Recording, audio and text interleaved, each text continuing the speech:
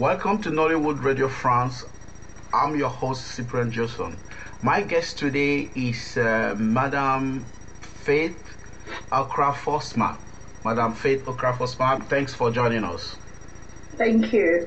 Thank you for having me on your show. Can I start by asking you to introduce yourself to our listeners? Okay.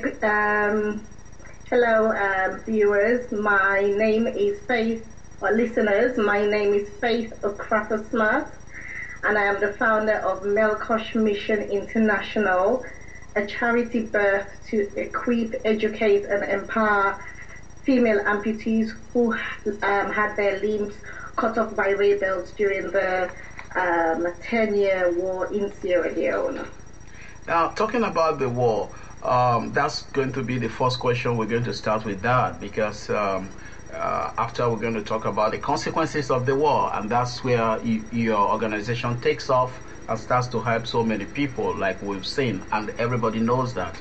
So after the 11 years of civil war in Sierra Leone, from 1991 to 2002, which left over 50,000 people dead, what prompted you to create MELQOSH Mission, a humanitarian organization which caters for amputees, war widows, as well as orphans?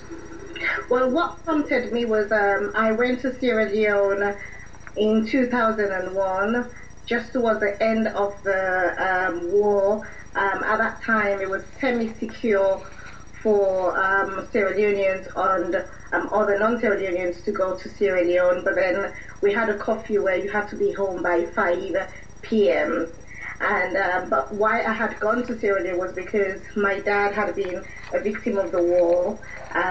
Because he was a former member of parliament, he was a prime target of the rebels. So he had actually been assaulted. He was beaten to unconsciousness. We were told that he had actually been killed by the rebels. We didn't know where he was for 3 years. So when I went to Sierra Leone to see him, because at the time we were told that if I didn't travel, myself and my family, we would never see our father. So we went to Sierra Leone to see him, and when I got there, upon reaching there, I saw the mass destruction. I saw the human destruction.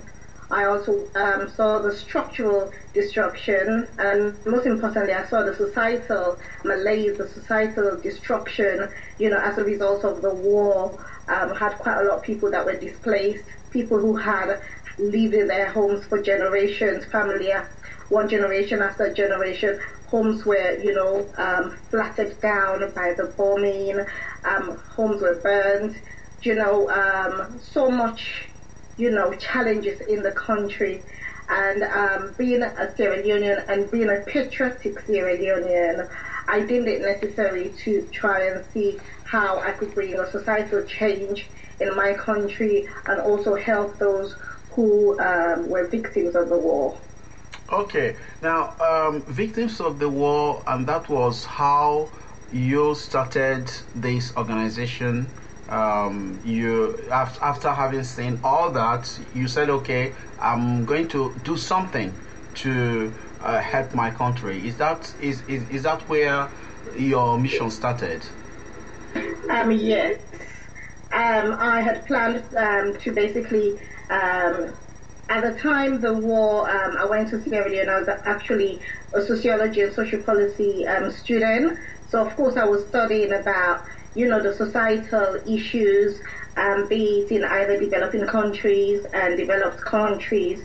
So basically, while I was studying in the theoretical part, I could also see, the practical bits. If I was to take my country as a subject matter, I could see that, there was quite a lot that we needed to do and to get done. And me going to Sierra Leone and seeing with my eyes, the problems, the issues, that we had in the country, I knew that I had to basically take what I'd studied and what I was continually studying to use that so that we could bring a positive change into the country. What had taken maybe over a century to build in Sierra Leone within so much destruction, and I knew that it would take decades to rebuild the country, and I knew that they come from us Sierra Leoneans. So how did the civil war in Sierra Leone from 1991 to 2002 change your vision of life? Well, I spent about 9 to 10 years in Sierra Leone. I went to Sierra Leone when I was 6. No, actually slightly younger than that. And what had happened was that I spent a bit of, growing up time in Sierra Leone.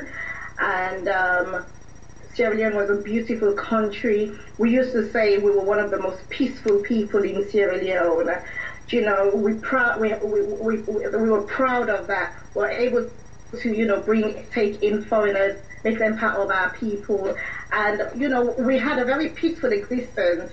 So when the war broke up, it had been brewing, and we'd been hearing about the war since 1991, 92. But because the war was in the provinces, a lot of people had not taken the matter seriously until the war broke in the capital in 1997.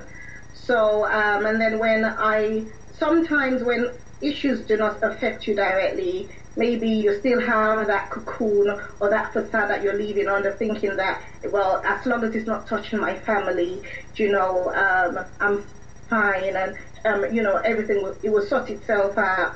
But when my dad was actually attacked, and for 3 months we were not aware where he was, we lived in so much anxiety, not knowing day to day, what had happened to him, because he was not only beaten to unconsciousness.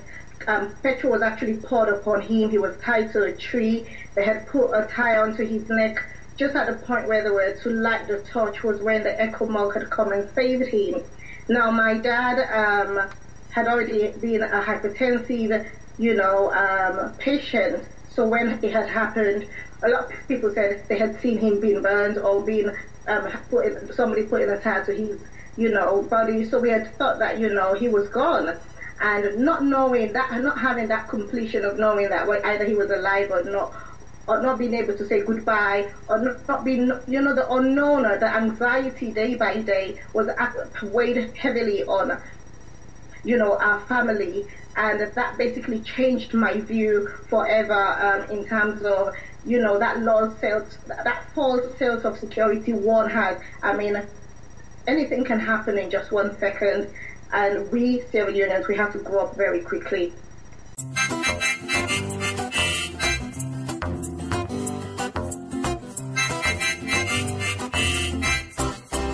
You've been listening to Nollywood Radio France. Keep checking on this website for new episodes of Nollywood Radio France. Like us on Facebook. You can also log in to our website www.nollywoodfrance.com.